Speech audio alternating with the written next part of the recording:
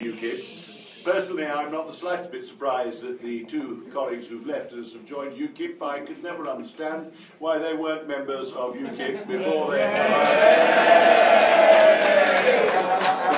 and they're now no doubt happier, given their rather extraordinary opinions, that they're with that protest group. UKIP, I think I'm able to say this at my age, actually is largely appealing to the disappointed elderly, the grumpy old men, people who've had a bit of a hard time in life, are a bit disappointed and think the country is going to the dogs, and are susceptible to the argument that it's all the fault of foreigners, and if anybody's saying about the foreigners, that would be all right. I mean, this is old to the hills. After the Great Fire of London, the London mob went through the streets beating up and hanging Frenchmen, because despite all the rumours about a baker's shop somewhere in London, they were convinced it was French arsonists who caused the problem, and UKIP captures the spirit of that.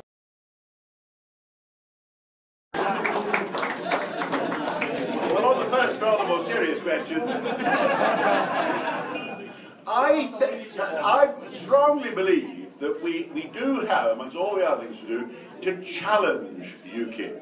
I dealt them very shortly in what I said, but I think we have to say they're wrong about the European Union. It is inconceivable that the British economy could prosper, inconceivable we could pull our weight in the modern world if we no longer combined with our most powerful allies locally. Our role in the world as the leading member of the European Union, that's how we get political clout, that's how we look after our economy, that's how we get bigger clout in the wider world. And none of our friends, not only in Europe, but in the wider world, could understand it if we were to leave the European Union, just as none of our friends can understand the whole idea of Scotland leaving the United Kingdom in 2014.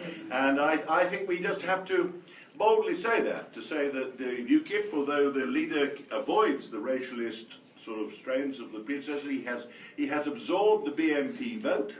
He's taken on board BNP followers. There's a nasty undertone in his movement, even if he does sometimes quite well resist that creeping in.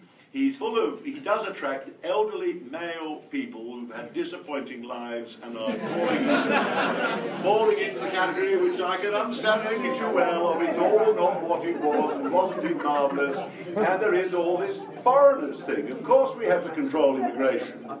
Of course everybody really agreed that we are open to immigration from people contributing to the economy. We're not open to people who have no right to come here and are abusing it. But the idea that suddenly we've discovered that all our problems are caused of housing market, employment, pay levels and everything else by a wave of immigrants in the last 10 years is actually economic, historical nonsense, total nonsense, and we don't want the Europeans taking the same view towards the 1.5 million to 2 million British people living and working in Europe that UKIP wants us to adopt to people, Frenchmen and others who come here to contribute to our economy here. And just imitating UKIP, for example, agreeing with them that the Bulgarian hordes were a great threat to us when they were all about to hit these shores on the 1st of January, and Keith Vaz managed to find one,